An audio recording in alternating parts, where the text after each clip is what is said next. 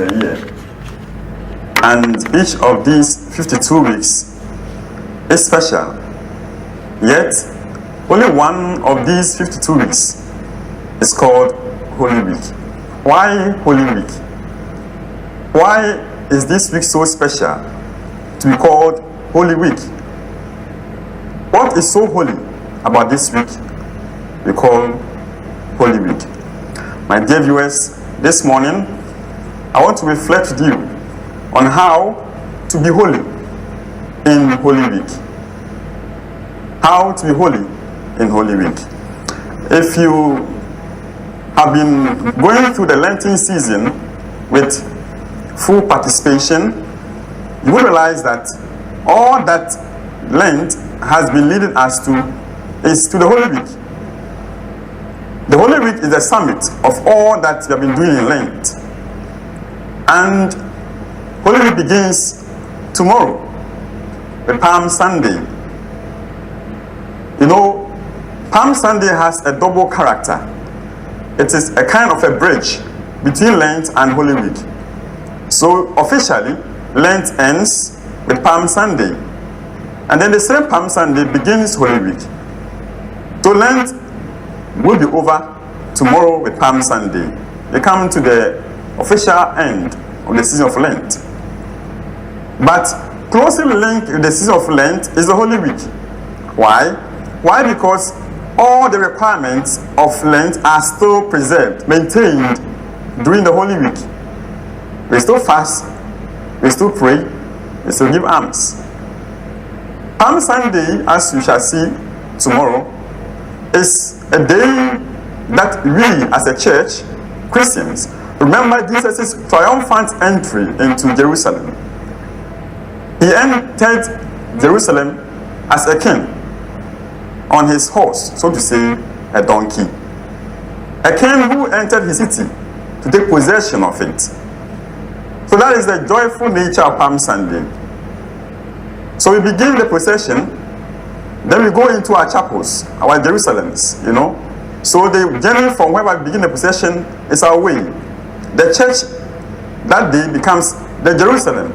We shall enter the church, and after some few minutes in the church, the mood changes from the joyous mood, from the music to silence. That brings in the reading of the Passion narratives. So Palm Sunday already gives you a picture of what to expect in the Holy Week. The Holy Week is a mixture of joy and sorrow, joy and inward thinking, joy and meditation. And so we read the Passion narratives to tell us of the sharp decline, the sharp drop in the life of Jesus. It happens to you, it happens to me. Life is like that. Life is full of sorrows and joys. Today you are happy, tomorrow you are down. That is Palm Sunday. The Holy Week continues with the Holy Monday. It's called Holy Monday because it's a holy day. You have Holy Tuesday, you have Holy Wednesday. All the readings of these 3 holy days prepare us for the forthcoming days of Holy Week. Then we come to one great day in the Holy Week called Holy Thursday. Holy Thursday already begins the celebration of Easter. That is why we call Holy Thursday, Good Friday, and Holy Saturday, Easter Triduum. You know, Easter is so huge, so big, so joyous that we can't use one day to celebrate. So we begin quietly with Holy Thursday. At that Mass, we say love is the key to heaven. Feet will be washed. We shall sing. And we shall participate in communion with Christ. And then the silence begins. Because Jesus, our Lord, is arrested. On that day when you go to Mass, just take a look at the tabernacle. It is empty. Empty because Jesus has been arrested. We are demonstrating what is happening in life with Jesus already at Mass. The second day of the Easter Triduum is a Good Friday. What is good about that day? Everything.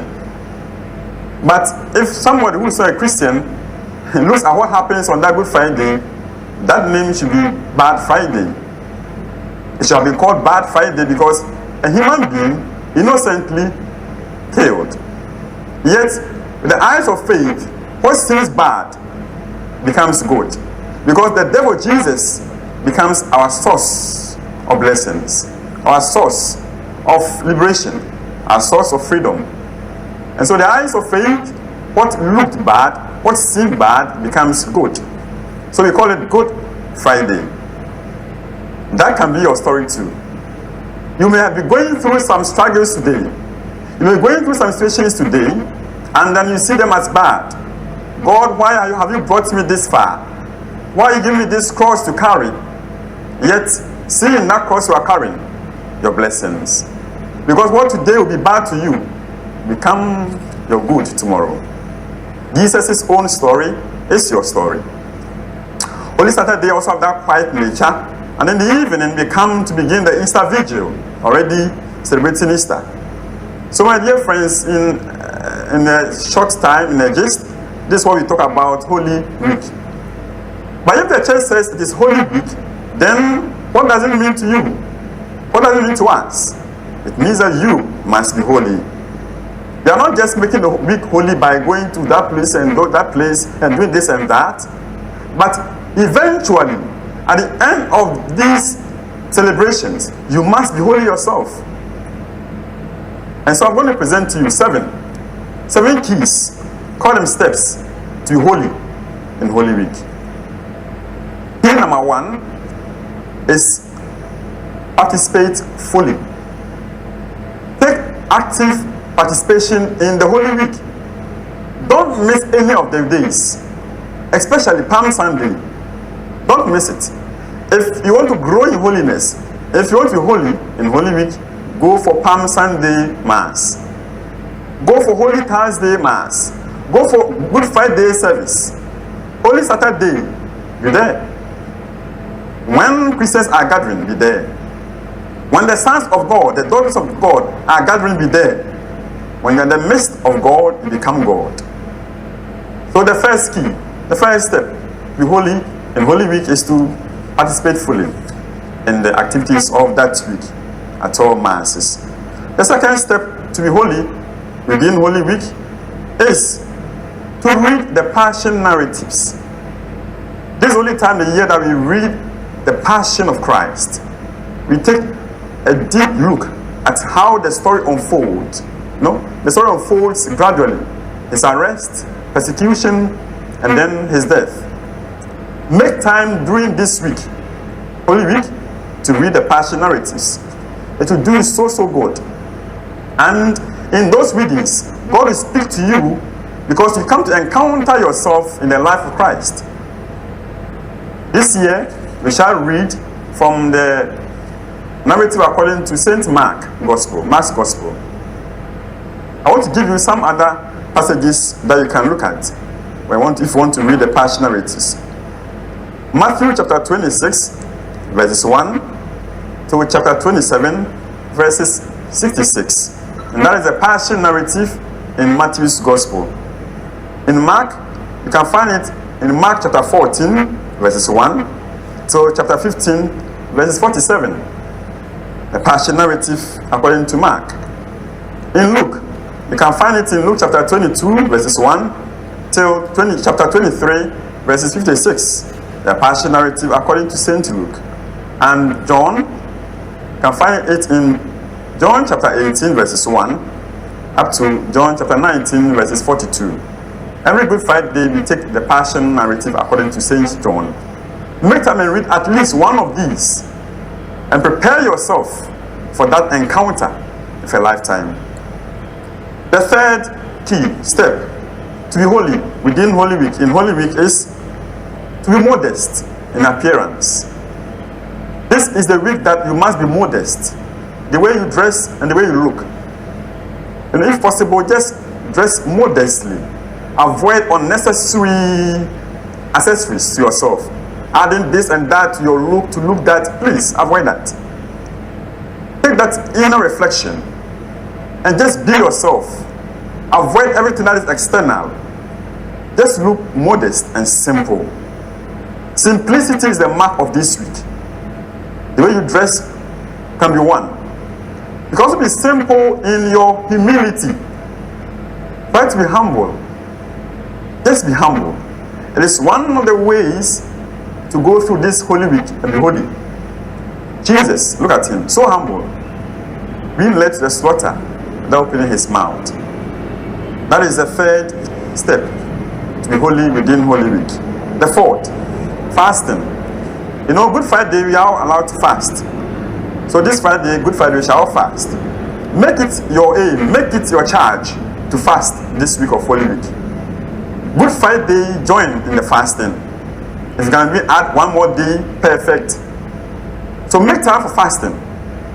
And fast not because you are fasting, but fast because you want to feel the pain of Jesus. To show Jesus some love for the love that is unmeasured. So let us observe fasting.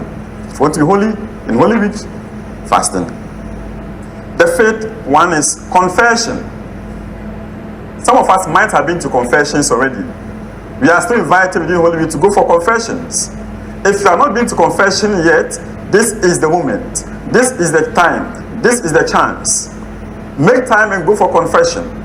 If you want to go and knock at the door of your priest, please do. You need to have confession within this week. Go back. Empty yourself. Allow Jesus, God, to fill you. Let go every bitterness, every pain, every unforgiving heart. Let go and let in God. Number 6, step 6 in becoming holy within the Holy Week is have time for prayer and adoration. Prayer and adoration. You know, one thing that Jesus asked of the disciples was for a time of prayer with him. You know, when he was arrested, Holy times we shall hear that. He was arrested, and then before he was arrested, he went to the garden and then he said, pray with me. For 3 times he goes and comes, they are sleeping. They couldn't watch with him for an hour. But you want to tell Jesus that, Jesus, I want to watch with you in adoration. Make time and go for adoration in your church. Make time for prayer. Quiet time, you need them now. Make time for Jesus.